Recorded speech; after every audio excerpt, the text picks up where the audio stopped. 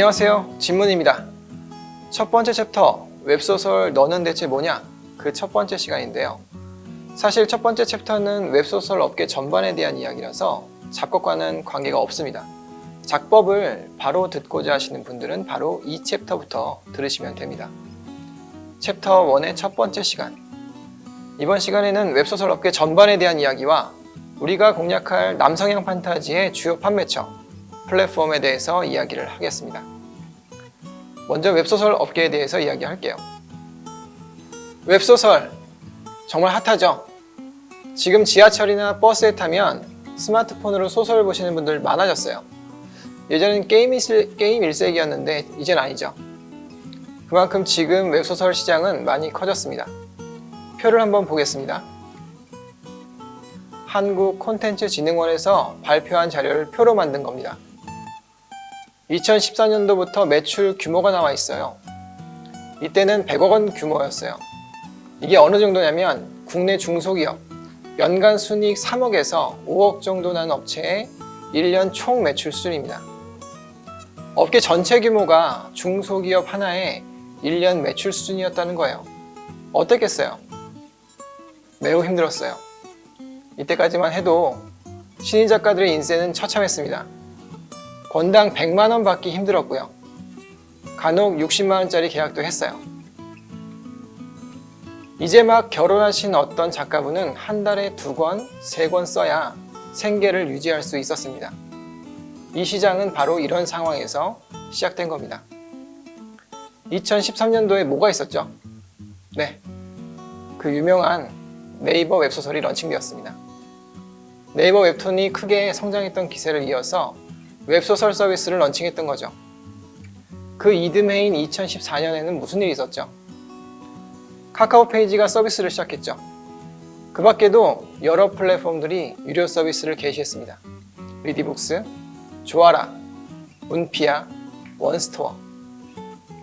이때 당시 원스토어는 통합 전이라 각 통신사 플랫폼이었어요. 티스토어북, KT북스 이런 식으로요. 여튼 2014년도에 구축된 유료 플랫폼들이 서서히 위력을 발휘하기 시작했습니다. 이때부터 시장 규모가 매년 2배씩 뛴 거예요.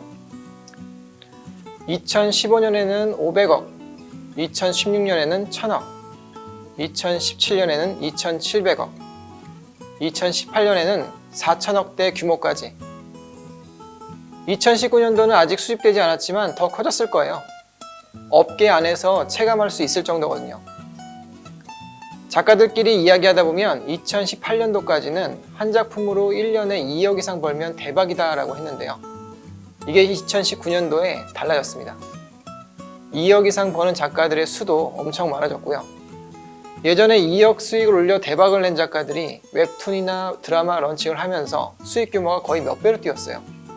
그래서 작년에는 한 달에 1억 이상 매출을 찍은 작가들도 많아졌습니다. 업계 1위의 수입은 의견이 분분하긴 한데 50억 원 정도로 추정됩니다. 어떻습니까?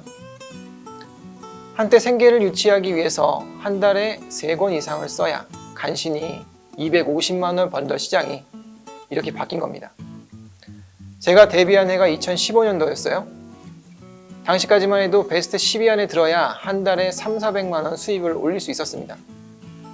근데 지금은 월간 베스트 100위권 안에만 들어도 300~400만 원 이상 받을 수 있습니다. 다른 플랫폼도 마찬가지예요. 카카오 페이지, 네이버 시리즈, 리디북스 전부 다 비슷한 실정이에요.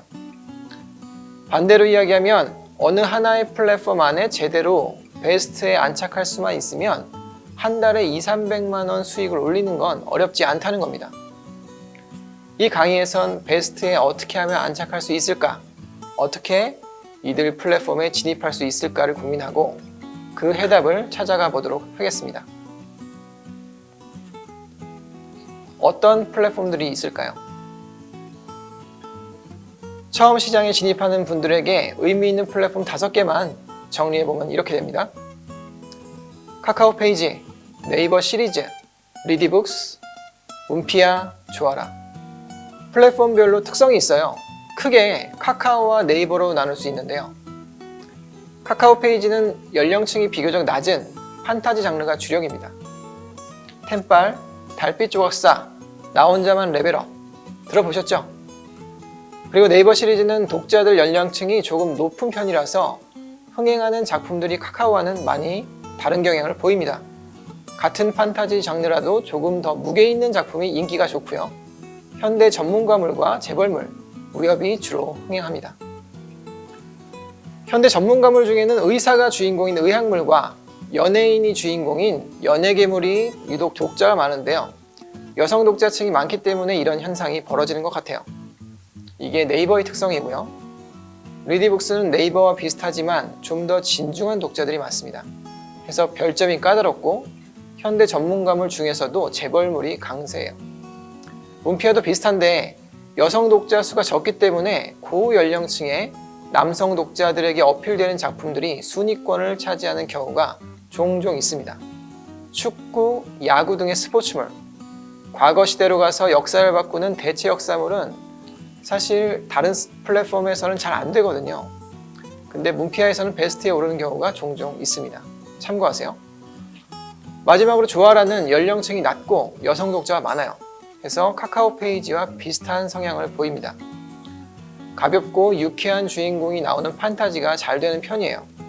근데 2년 전쯤 문피아와 교류한 이후부터 독자 수가 많이 줄어들었어요.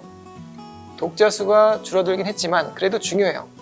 가장 큰 시장이라고 할 수 있는 카카오 페이지와 비슷한 성향의 작품을 시험해 볼 수 있기 때문이에요. 그래서 카카오를 노리는 분들에게는 무시할 수 없는 곳입니다. 정리하면 이래요. 연령층으로 보면 카카오 페이지와 조아라가 비슷하고요. 네이버 리디북스 문피아가 비슷합니다. 향후 자신의 작품을 어디에 올릴 것이냐와 관계되어 있는데요. 지금 당장은 조아라와 문피아에 주목하시면 됩니다. 왜냐하면 카카오, 네이버, 리디북스는 에이전시와 계약을 한 이후에 들어갈 수 있기 때문이에요. 출판사나 에이전시들은 조아라나 문피아 같은 오픈 플랫폼에서 베스트에 진입한 작품들을 우선해서 컨택하거든요. 그래서 신인들이 컨택을 받기 위해서는 조아라와 문피아를 이용할 수밖에 없습니다.